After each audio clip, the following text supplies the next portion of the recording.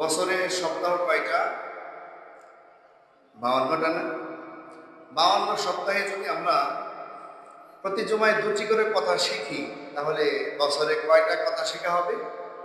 104টি।